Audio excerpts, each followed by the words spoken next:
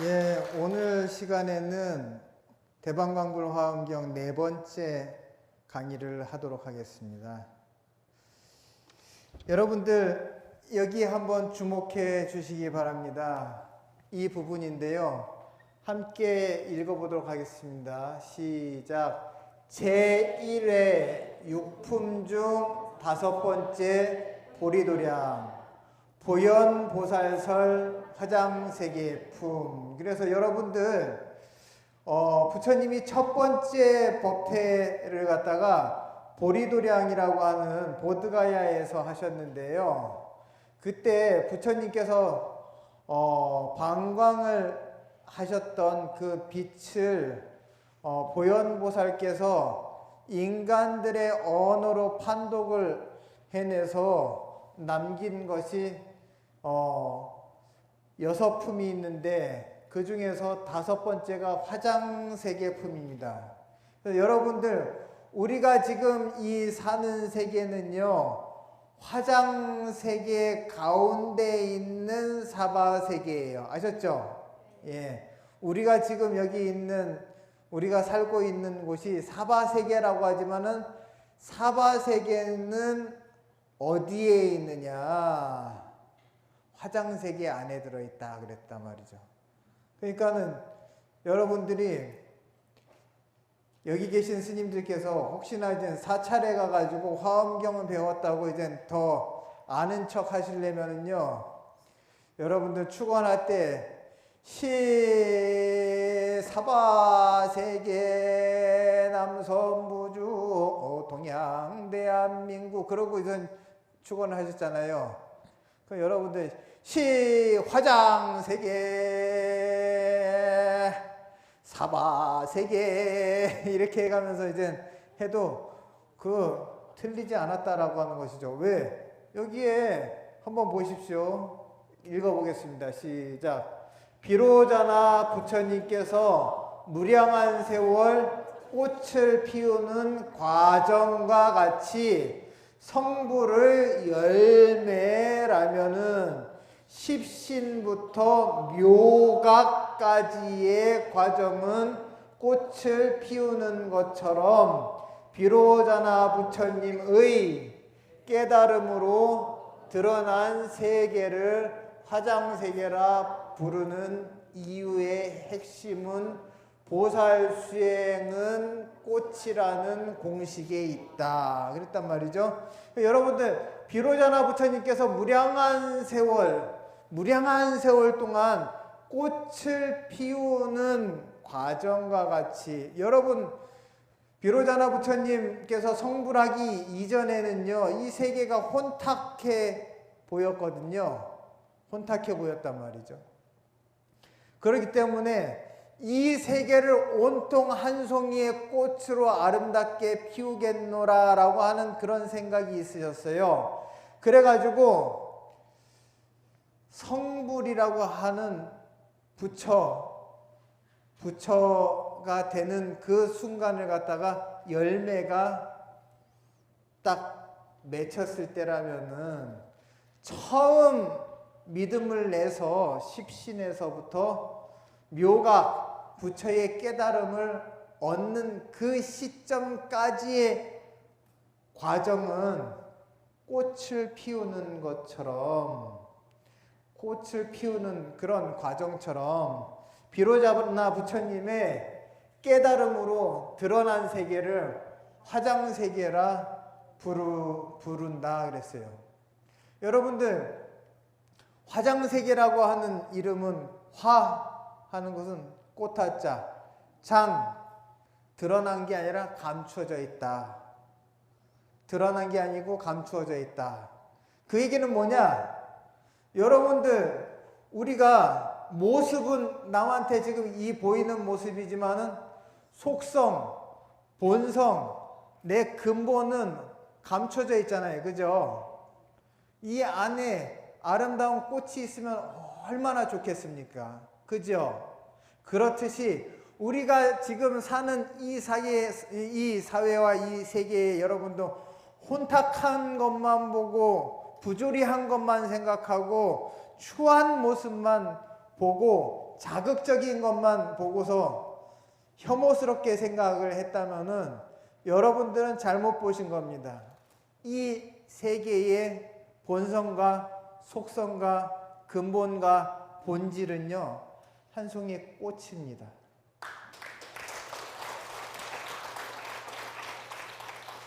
여기에 나와 있거든요. 화장세계라고. 지금 우리가 사는 이 세계는 화장세계라고. 그렇지만은 아직 성불 이전에는 그게 보이지 않는다고요. 왜? 여기 비로자나 부처님도요, 깨달음으로 드러난 세계가 화장세계라고 했고, 그렇게 부르는 이유는, 그렇게 부르는 이유의 핵심은 보살 수행이 바로 꽃이었다라고 하는 것이죠. 그러니까 뭐냐? 내가 점점 꽃이 되어 가면서 이 세상도 한 송이의 꽃이 되어 가는 겁니다. 내가 꽃이 아니라면은 이 세상이 꽃으로 보이지를 않아요. 그렇기 때문에 내 모습이 아름답고 내 마음이 아름답고 내가 꽃 같아야지 이 세상도 곱고 아름답고 자태가 빛나는 거다라고 하는 그런 이야기를 갖다가 여기서 이제 꺼내놓고 있는 거죠.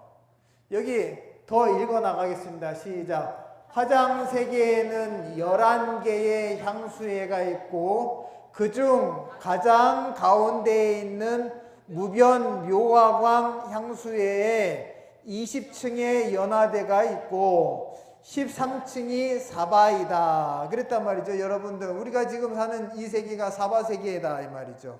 사바라고 하는 그 말은요, 산스크리트어란 말이죠. 그래서 산스크리트어로 사바라고 하는 말은요, 견디고 참고 기다려라, 그런 뜻입니다. 그래서 여러분들, 우리가 지금 사는 이 세계를 갖다가 사바세계라고 하는데, 그 사바세계에서 잘 살고 못 사는 거는요, 잘 참고 못 참는 것에 달려 있고, 잘 견디느냐 못 견디느냐 거기에 달려 있고, 또 잘 기다리느냐 못 기다리느냐에 거기에 달려 있습니다. 여러분들 살아보니까 이 말이 맞아요, 틀려요? 그래서 여러분들, 우리가 지금 사는 이 세계는 사바세계라고 하는데, 이 비로자나 부처님께서 깨달음으로 드러낸 그런 세계를 갖다가 화장세계라고 하는데요, 이 화장세계에는요 11개의 향수해라고 하는 바다가 있습니다. 왜 향수해라고 하느냐? 그 바다 안에는요 물이 담겨져 있는데 팔공덕수가 담겨져 있습니다. 그래서 팔공덕수라고 하는 것은 극락세계에, 아미타 부처님 세계에도 그 팔공덕수가 있는데요, 거기에는 온갖 좋은 그런 작용과 온갖 좋은 효능을 담고 있는 그런 공덕의 물이 가득, 바다 가득 채워져 있기 때문에 거기에서는 심지어는 향수 냄새가 난답니다. 참 향기로운 냄새가 나기 때문에 우리 바다에 가면 비린내 나잖아요, 그죠? 그런 비린내가 나지 않고 향긋한 그런 냄새가 나서 그 향기만 맡아도 번뇌가 일순간에 사라지고 고통을 갖다가 잊는 그런 공덕이 있는 물이랍니다. 그렇듯이 그런 향수해가 화장세계에 11개가 있답니다.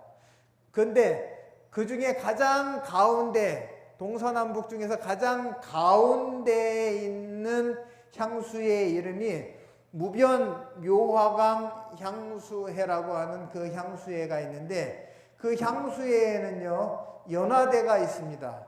연화대가 있는데, 여러분들 극락세계 아미타 부처님 세계에는 연화대가 몇 층으로 되어 있습니까? 9층으로 되어 있어요.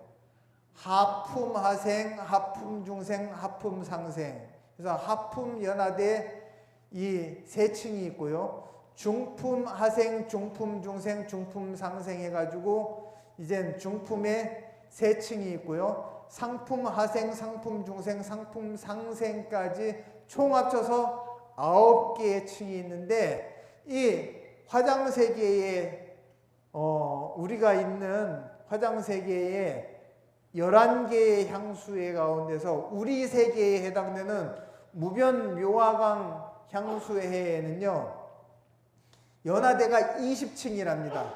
그 중에서 우리가 지금 살고 있는 사바세계는요 20층 가운데 13층이라고 하는 겁니다. 이것이 바로 이 화장세계품의 이야기가 나와 있고, 이 사바세계의 교주는요 비로자나 부처님이다 라고 하는 이야기를 하면서 이 화장세계에 대한 이야기가 끝납니다. 그리고 여러분들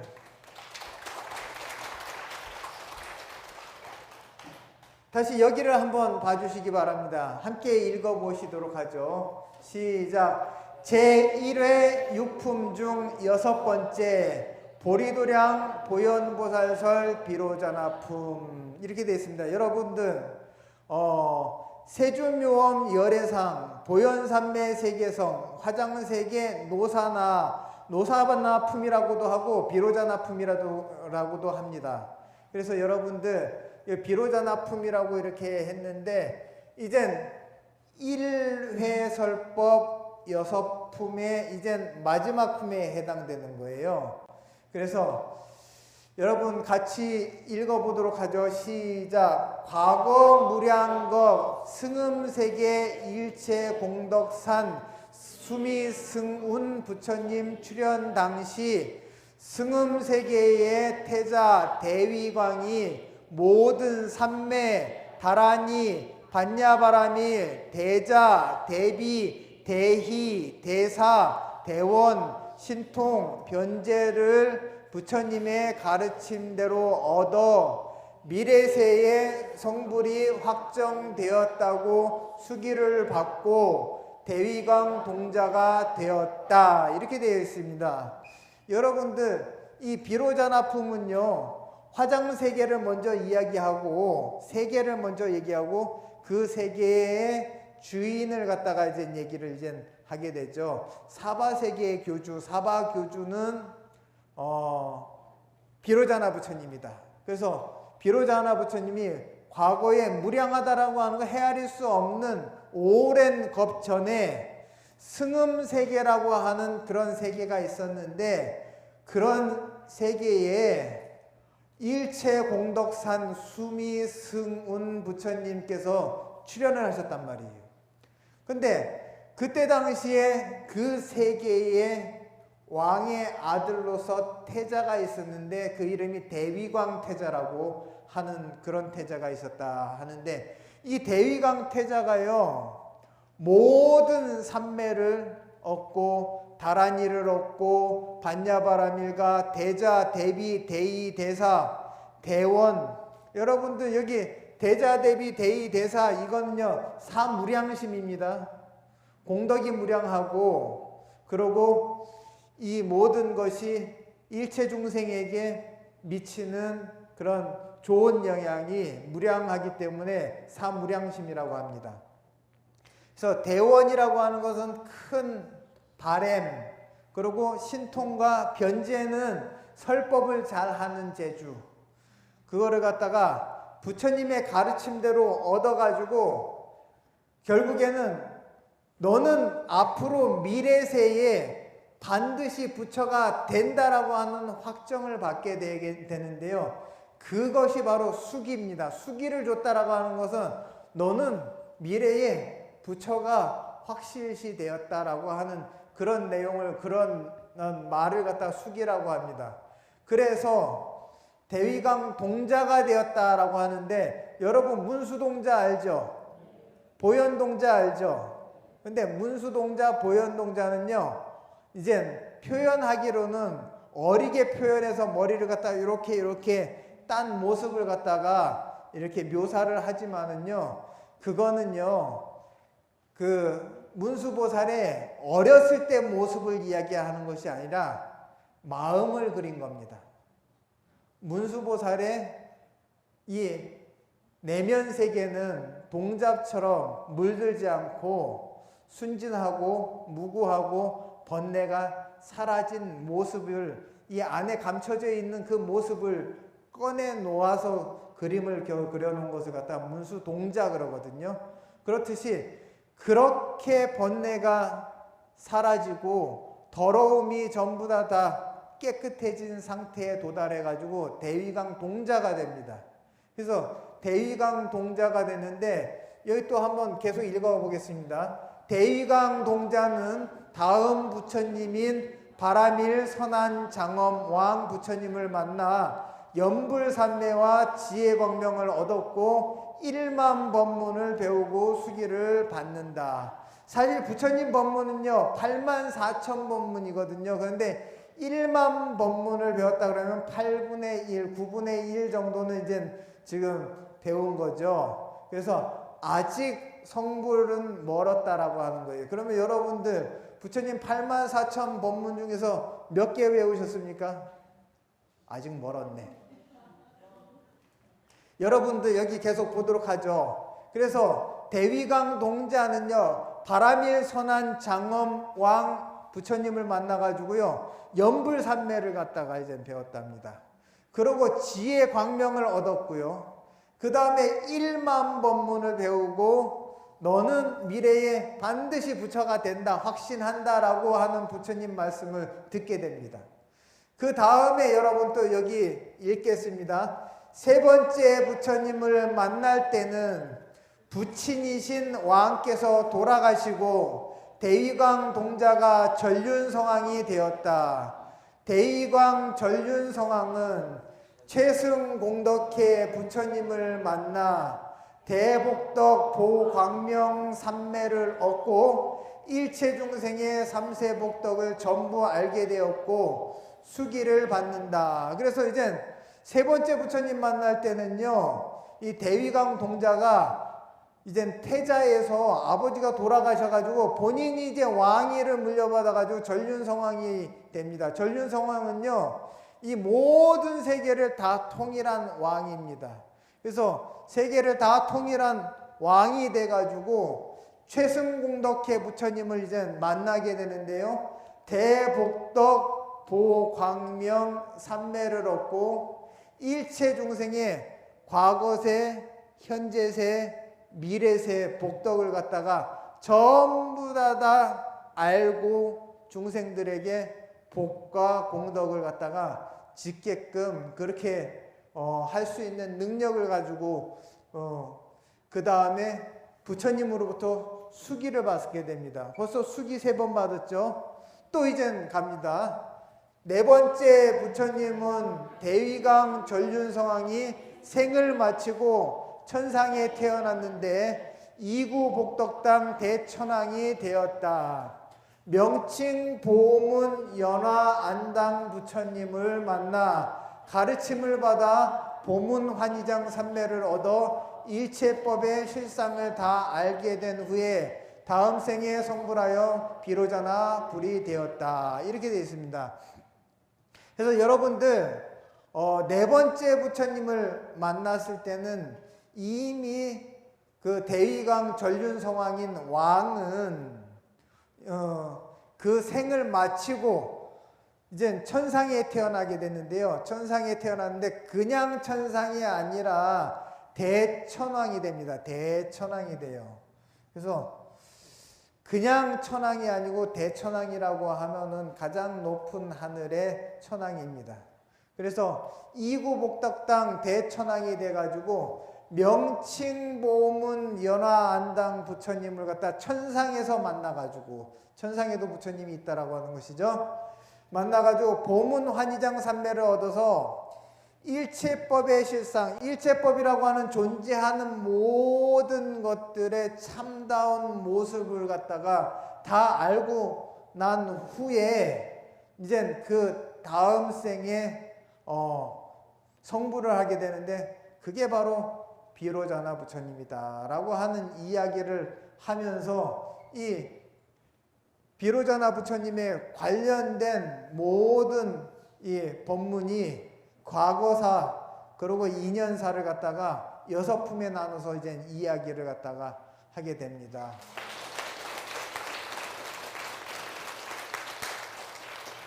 여러분들 여기 봐주시기 바랍니다. 그래서 함께 다 읽어보도록 하시죠. 시작. 제2회 육품 중 첫 번째 열애명호품 보광명전 문수보살 설주. 부처님께서 보리도량에서 보광명전으로 장소를 옮기셔서 육품의 십신 즉 10가지의 믿음 관련 법문을 하신 가운데 처음이 열애 명호품이다. 여러분들 열애라고 하는 그런 것, 그 이름은요, 금강경에 뭐라 그러냐, 열애자 무소종래 영무소거라 이렇게 얘기하거든요. 열애라고 했지만은 온바도 없고 간바도 없다. 그 얘기는 뭐냐, 그 이야기는 무엇을 뜻하냐 하면은 오고 간 바가 왜 없습니까? 하지만은 오고 가면서 왔다고 생색내지 않고 또 살면서 또 자기의 흔적을 남기지 않고, 흔적을 남겼다라고 하는 거는 여러분들 자기의 상을 냈다라고 하는 거죠. 근데 부처님께서는 뭐라고 하셨냐? 그 수많은 법문을 하시면서도 본인 소리라고 하지 않았고, 이것은 나 이전에도 모든 부처님께서 전부 다 깨달은 진리와 동일하다 하면서 과거에 이 화엄경을 설하시면서도요, 과거에 이 가르침은 비로자나 부처님이 깨달으신 법이다 이렇게 얘기하셨단 말이죠. 본인이 그렇게 얘기를 안 하셨으면은 누가 알겠어요. 하지만은 이거 내가 깨달은 법이다, 내가 이 진리를 갖다가 발견했다 이런 말씀 안 하셨어요. 이것은 과거의 모든 부처님도 이와 같이 깨달았고 앞으로 오실 부처님도 이 가르침을 똑같이 깨달을 것이다 이렇게 얘기해서 과거, 현재, 미래의 모든 부처님이 가르침과 그리고 법문의 내용이 같다라고 하는 것을 갖다 이제 그렇게 말씀을 하셨는데요. 여러분들 열애라고 하는 것은 부처님의 10가지 이름 가운데서 하나입니다. 우리가 부처 하면은 부처 불자를 쓰죠. 그런데 부처님의 10가지 이름은 열애, 응공, 정변지, 명행족, 선서, 세간에, 조어장부, 천인사, 불세존 그랬단 말이죠. 그렇듯이 이 부처님의 10가지 이름입니다. 그래서 여러분들 열애의 명호 하면은, 열애의 명호 하면 명호는 높으신 분의 이름은 명호라고 합니다.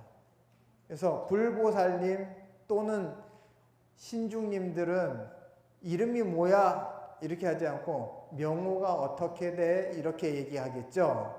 그래서 열애 명호에 관련돼 가지고 우리가 그러잖아요. 왜 아미타 부처님은 아미타 부처님이라고 하는지, 그리고 약사열애 부처님은 왜 약사열애 부처님이라고 하는지, 그리고 약사열애 부처님 세계는 왜 동쪽에 있는지, 그리고 아미타 부처님 세계는 왜 서쪽에 있는지, 그런 것을 갖다가 우리가 궁금해 하잖아요. 거기에 대한 답이 나오는 그런 품이 바로 열애 명호품입니다. 그래서 특히나 여기서는 비로자나 부처님의 이름이 궁금하겠죠. 그죠? 왜 그러냐면 화엄경에 주로 나오는 부처님의 그 이름이, 그리고 또 나오는 핵심 부처님이 비로자나 부처님이거든요. 그랬을 때 여러분들 여기 두 번째 법문을 갖다가 두 번째 6품 법문을 갖다가 십신법문이라고 그러거든요. 10가지 믿음을 갖다가 핵심으로 설했다 해가지고 십신법문이라고 하는데 문수보살께서 설했습니다. 그런데 다른 법회 때는요, 그 불보살님들이 부처님이 방광을 하는데, 여러분들 불교에서 광명하면은 무조건 지혜를 떠올려야 됩니다. 지혜를 떠올려야 된다 이 말이에요. 근데 여러분들 이 믿음 단계에서는요, 믿음 단계에서는 지혜가 핵심이 아니고 의심이 사라지는 게 핵심입니다. 의심이 사라지는 게 핵심이에요. 믿음이 핵심이단 말이에요. 그렇기 때문에 여기서는 지혜보다 의심이 제거된 그 상태, 가벼운 상태, 홀가분한 상태, 그 멍에를 갖다가 내려놓은 상태가 핵심이기 때문에 방광을 하지 않습니다. 그래서 여러분 보시면은 부처님께서 일회설법 육품을 갖다가 보리도량에서 설법을 하셨는데, 이제는 자리를 갖다가 옮겨서 보광명전으로 장소를 옮겨가지고 육품의 십신법문, 즉 10가지의 믿음 관련된 법문을 갖다가 하시는데, 6품 가운데 첫 번째가 열애명호품이라고 하는 겁니다. 여기 한번 같이 읽겠습니다. 열애명호품의 내용은 시방세계의 10방위의 하나하나 세계마다 각기 시방세계가 있고, 그 많은 세계마다 부처님께서 서로 다른 이름을 가지고 계신다. 이름, 즉 명호는 다르지만 깨달으신 내용과 하시는 역할, 중생을 이롭게 함은 같다 그랬어요. 그러니까 여러분들 보면요, 여기 나를 중심으로 해서 동서남북이 있고, 그리고 북동, 북서, 남동, 남서가 있고 상방, 하방이 있단 말이죠. 이걸 전부 다 합쳐가지고 시방이라고 하는데, 내가 동방 했지만은 동방 세계에는 또 동방 세계만의 또 시방이 또 있어요. 그렇듯이 이렇게 중중무진한 그러한 시방 세계가 있고, 그 세계 하나하나 무진한 세계마다 전부 다 부처님이 계시다 이 말이에요. 근데 부처님 명호가 이름이 전부 다 달라요. 그렇게 많은 이름의 부처님이 계시다라고 하는 것도 전부 다 그 이름을 말할 수 없을 정도로 많은데, 그 부처님 명호가 그렇게 많고 부처님이 그렇게 많아도 그 모든 부처님의 깨달으신 내용이 같고, 그리고 하시는 역할이 같고, 전부 다 중생을 이롭게 함은 같다라고 하는 그 이야기를 갖다가 이 열애명호품에서 그 핵심 내용에서 두고 그렇게 이야기를 합니다. 그 다음에 여러분들 여기 십신, 그러면 십신 10가지 믿음, 10가지 믿음이라고 하는데, 이 10가지 믿음이 무엇이냐? 첫 번째, 신심입니다. 우리가 신심 하는데, 신심은 삼보를 향한 예의와 공경의 마음입니다. 두 번째, 함께 읽어보시죠. 이, 염심, 삼보를 소중히 잊지 않으려는 마음. 여러분들 염불 하시잖아요. 염불을 하시면은요, 이 삼보를 소중히 잊지 않으려는 마음이 근본 바탕이 돼가지고 염불을 하셔야 돼요. 아셨죠? 그 다음에 여러분들 정진심, 삼보의 가르침을 따라가려는 노력의 마음. 그러니까 삼보의 가르침, 부처님의 가르침, 또 법이 또 가르치는 것, 또 거룩한 스님들이 가르치는 것, 이것을 갖다가 따라가려는 노력의 마음. 노력 안 하면 따라가집니까? 그래서 그것을 갖다가 정진심이라고 합니다. 그 다음에 여러분들 해심, 지혜의 길에 대해 아는 마음. 그래서 지혜의 길, 그럼 지혜의 길이 아닌 어리석은 길, 이것을 갖다가 명확히 아는 그 마음이 해심이다 이 말이에요. 그래서 이 단계, 무엇이 어리석은 것이고 무엇이 지혜로운가를 갖다가 정확히 구분할 줄 아는 정도의 마음이 십신 가운데 해심이다라고 하는 것이죠. 그 다음에 정심할 때, 이거는 선정, 안정 때다 그런 정자입니다. 함께 읽습니다. 불신의 마음을 안정시키는 법을 아는 마음. 그래서 불신의 마음, 믿지 않는 마음은 의심의 마음이고, 그런 마음을 가지고 있으면은요, 둘 중에 하나입니다. 무겁든지 아니면은 흥분돼서 들뜨든지. 그래서 이 두 가지의 마음을 갖다가 안정시키는, 그래서 무겁지도 않고 너무 뜨지도 않는 마음의 상태로 그 만드는 법이 무엇인 줄 아는 마음. 그래서 내가 마음이 너무 가라앉았구나, 너무 들떴구나 하는 것을 알고서 마음을 갖다가 중간의 마음으로, 평상심으로 가져올 줄 아는 그런 마음이 정심입니다. 그 다음에 6번째 보죠. 불태심, 물러나지 않는 믿음으로 전진할 줄 아는 마음. 퇴심이라고 하는 것은 뒤로 물러나는 마음이거든요. 그런데 불태라고 하는 것은 물러나지 않을 뿐만 아니라 전진하는 마음, 앞으로 밀고 나가는 마음이죠. 그 다음에 7번 호법심 함께 읽어봅시다. 시작. 호법심, 바른 진리를 보호하려는 마음. 그러니까 진리를 아끼고 사랑하기 때문에 이거는 아끼고 사랑한다면 보호를 해야 된다. 그래서 보호하는 마음입니다. 그 다음에 회양심 함께 읽겠습니다. 불교를 믿는 사람으로서 삶의 방향을 알고 실천하는 마음. 내 삶을 어떠한 방향으로 돌릴 것인가, 방향을 어느 쪽으로 돌릴 것인가 하는 것을 갖다가 이제 불교를 만났고 믿음을 갖고 이와 같은 마음을 갖다가 차례차례로 쌓고 닦다 보니까는 내 삶의 방향은 이제 이쪽이야 하는 그것이 이제 정해진 그때가 회양심입니다. 그 다음에 9번째입니다. 계심, 청정한 삶을 위한 행동 방법을 아는 마음. 여러분들 계율이라고 하는 게, 계라고 하는 게 이 도덕적이고 윤리적이고 청정한이라고 하는 것은 번뇌가 없는 그런 뜻이잖아요.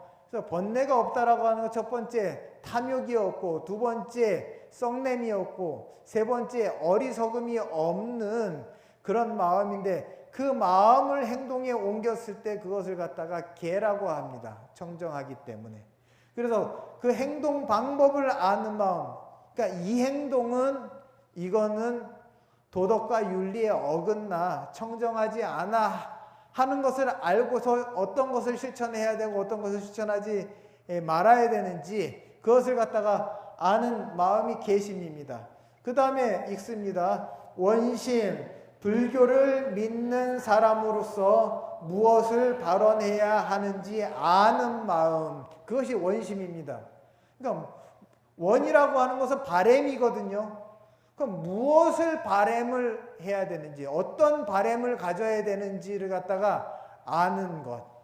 그러니까는 이 바램이 옳은지 옳지 않은지를 갖다가 알면은, 그러면은 그 발언을 해야 될 거 아니냐 하는 거죠. 그래서 이 10가지 믿음에 대한 그 이야기가 그 2회 6품 6개의 그 품의 설법의 핵심이 되는 키워드입니다. 이게 핵심입니다. 그리고 여러분들 2회 6품 중에 두 번째 사성제품에 대해서 여러분 보도록 하죠. 함께 읽습니다. 사성제품, 보광명전, 문소보살, 설주. 여러분들 설주 그랬어요. 설주라고 했지.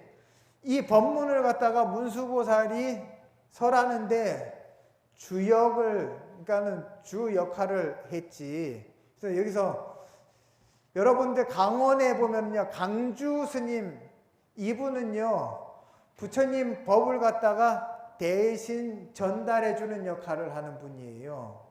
그래서 부처님 보면은 설법의 권한 대행이에요. 그런데 그렇듯이 이 문수보살도요, 부처님 법문을 갖다가 설하는 권한 대행입니다. 그래서 그런 이름이 설주의 뜻이라고 하는 것을 갖다가 정확히 알고 함께 읽습니다. 무수한 세계가 있고 무수한 중생이 살지만 이 모든 세계가 자기들의 언어로 각기 다른 셀 수 없이 많은 표현의 사성제가 있다. 여러분, 사성제가 뭡니까? 고집멸도. 그거는 이제 우리가 이름 붙인 사성제예요. 우리가 부르는 사성제. 우리가 부르는 사성제단 말이죠. 부처님 당시에는 부처님이 빨리어로 말씀을 하셨는지 산스크리트어로 말씀을 하셨는지 정확히는 모르겠지만은 이름이 다르단 말이죠. 우리가 부르는 이름은 고집멸도 그랬지만 부처님께서 고집멸도라고 안 하셨겠죠. 그렇듯이 여기에서 사성제품은요, 무수한 세계, 그 세계마다 사성제의 이름이 다 다르다 라고 해가지고 그 다른 이름들이 사성제품에 나와 있습니다. 그런데 여기서 하고 싶은 얘기는 열의 명호품에서 이야기했듯이 세계마다 부처님은 다르지만 부처님의 깨달음이 같고 부처님의 하시는 역할이 같고 중생을 이롭게 하는 것은 모든 부처님의 동일한 근본이라고 이야기했듯이 사성제품도 마찬가지로 이 모든 세상에 언어가 다르고 그러고 그 세상에 사는 중생들의 습성이 다르듯이 사성제의 이름은 달라도 사성제의 뜻과 내포되어 있는 진리가 같다라고 그런 이야기를 하는 것이 사성제품인데요. 여기에 계속 읽어 나갑니다. 사성제의 네 가지 이름은 달라도 근본은 모두 같다라고 하는 그런 내용이 핵심의 내용입니다. 그 다음에 여러분들 제2회 육품 중에 세 번째 광명각품입니다. 광명각품 한번 보도록 하죠. 여러분들 여기에 같이 읽습니다. 광, 지혜, 명, 작용으로 각 깨닫는 이치를 설한 내용이다. 그래서 광명각품이단 말이죠. 그래서 여러분들 빛이라고 하는 건 여러분들 저 위에 보면은요 지금 빛이 있잖아요. 그죠? 저게 광입니다. 빛광자예요. 저것을 갖다가 불교에서는 뭐라고 저 빛이라고 하는 것은 지혜에 비유를 했습니다. 그러면은 저 지혜는요, 저 빛은요, 비추는 작용을 합니다. 저기에서 밝음이 나오잖아요. 그죠? 밝음이 나온단 말이죠. 그게 바로 명입니다. 그렇기 때문에 지혜가 없어서 밝음이 나오지 않는 상태를 무명의 상태라고 이야기하는 거예요. 그래서 무명이라고 이야기하고, 그리고 어리석음을 이야기할 때, 지혜를 얘기할 때 지혜가 있느냐 없느냐를 갖다가 광명과 무명이라고 이야기한 것이고, 그리고 어리석음과 고통을 두고서 거기다가 초점을 맞춰서 얘기했을 때 우리가 치암이라고 얘기하는 거예요. 그럼 무명과 치암이 같은 뜻이냐? 무명과 치암이라고 하는 것은요, 비슷하지만은 접근 방식이 다릅니다. 치암이라고 어리석을 치자 어두울 암자잖아요. 이것은 어리석음의 작용은 이게 어두워서 사물 사리 판단을 못하고 선악 구별을 못한다라고 하는 것이에요. 그래서 인과를 정확히 구별하지 못하면은요, 그러면은 내가 지금 저지르고 있는 이 원인이 어떤 결과를 가져오는지 모르고서 짓고 모르고서 받기 때문에, 그렇기 때문에 해결 방법이 없는 거예요. 그러니까 깜깜한 거죠. 그 상태를 갖다가 치암이라고 합니다. 그래서 어리석음만을 이야기할 때는 어리석을 치자 어두울 암자를 얘기합니다. 하지만은 지혜에 중점을 두고서 얘기할 때는 지혜가 있는 상태를 갖다가 광명에 비유했지만은 광명의 광자는 빛광자는 지혜를 뜻하고 명이라고 하는 것은 그 빛의 작용이 세상을 갖다가 어두웠을 때 보이지 않았던 것을 갖다가 밝게 드러내는 작용을 하기 때문에 그러한 작용만이 깨닫게 한다라고 하는 그런 이치를 갖다가 설한 것이 바로 광명각품인데요. 여기에서 여러분들 부처님 발밑에서 방광을 하십니다.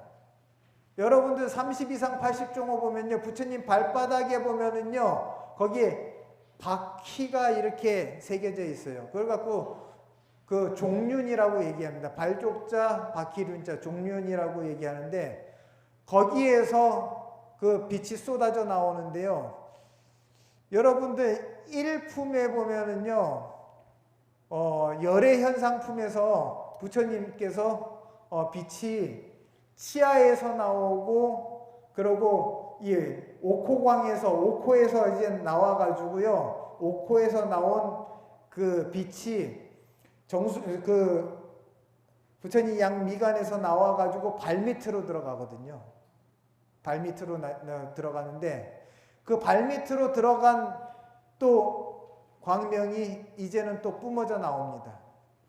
그래서 여러분들 발밑에서 방광을 하는 의미는요, 이 믿음이라고 하는 이 여섯품의 핵심이 되는 믿음이라고 하는 그것은 모든 수행의 근본이 되고, 우리가 발이 온전해야지 이 온몸을 지탱할 수 있지 않습니까? 그래서 이 뜻은 믿음이 건실해야지 모든 깨달음을 갖다가 전부 다 지탱하고 가져올 수 있다라고 하는 그런 뜻이 담겨 있습니다. 그래서 여러분들 이 광명각품에는요, 부처님께서 발밑에서 그 방광을 하면서 이 종륜방광, 발 밑에서 나온 그 빛은요, 모든 삼천대천 세계를 갖다가 의심 없이 비춰줘가지고 일시의 의심이 사라지고, 그리고 10가지의 믿음이 이제 갖춰지는 그것이 광명각입니다. 그래서 이 세상을 갖다가 훤히 들여다보니까는 의심할 것이 없어요. 그래서 여러분들 지혜가 있어야지 의심을 하지 않습니다. 여러분이 혹시나 살면서 의심하는 일이 생겼다 하면은, 아, 내가 아직도 삶의 지혜가 부족하구나. 이것부터 반성을 하십시오. 남 의심부터 하지 말고. 사실 의심하는 그 습관이라는 게 굉장히 안 좋거든요. 내 눈이 밝고, 내 지혜가 있어서 내 귀가 밝고, 내 마음이 밝고, 내 모든 것이 지혜로 가득 찬다면은 남 의심할 게 없어요. 왜? 탁 보면 저 사람 뭐다 하는 거 알거든요. 근데 저 사람 혹시 뭐 아니야? 뭐 좀 나쁜 사람 아니야? 지혜가 있으면요, 저 사람 나쁜 사람이네, 이렇게 안단 말이죠. 왜? 지금 나쁜 마음을 가지고 있는 이 순간에는 저 마음을 버리지 않는 한 이 순간에 저 사람 나쁜 사람 아닙니까?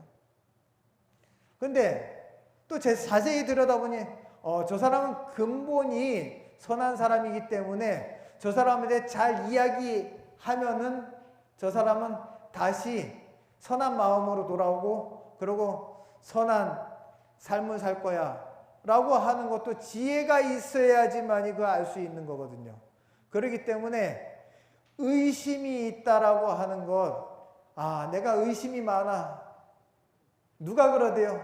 자기 의심 많은 걸 자랑 삼아서 얘기를 하더라고요. 그래서 제가 어떤 분한테 그랬어요. 아니, 체질을 보니까는 소음인이에요, 소음인.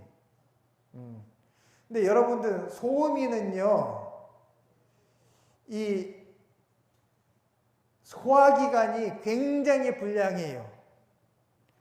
그러니까는 뭘 먹을 때도 이거 먹으면 혹시 탈나지 않을까? 먹을까 말까 먹을까 뭐 할까 고민하다가 안 먹어버려요. 그러니까는 돌다리를 갖다가 건널까 말까 두들기고 건너는 게 아니고 두들기고 안 건너는 사람이 그 사람이 소민입니다. 그런데 그런 사람들은요 체질이 그렇게 타고 태어났거든요. 그렇기 때문에 이 비위를 갖다가 강하게 해주는 비장과 위장의 기운을 북돋아주는 그런 음식과 처방을 하게 되면은 비장과 위장이 강해지고 소화가 왕성해지면요 아무거나 이젠 먹을 용기를 내게 되거든요. 그렇기 때문에 어려서 좋은 부모 만나가지고 그래서 좋은 처방을 받아서 어려서부터 보약도 잘 먹이고 이렇게 하는 부모를 만나는 것은 정말 복이거든요. 그래서 여러분들 이 세상은 그냥 생긴 세상이 아닙니다. 전부 다 성품대로 생긴 세상이다 하는 겁니다. 그래서 여러분들 이번 시간에도 참 할 말은 많은데 여러분들 시간은 한정돼 있어가지고 마음이 너무 급합니다. 하지만은 남은 또 강의 6강이 나와 있거든요. 6강 동안 원만하게 화엄경 다 마치기를 갖다가 발언하면서 마치도록 하겠습니다. 고생하셨습니다.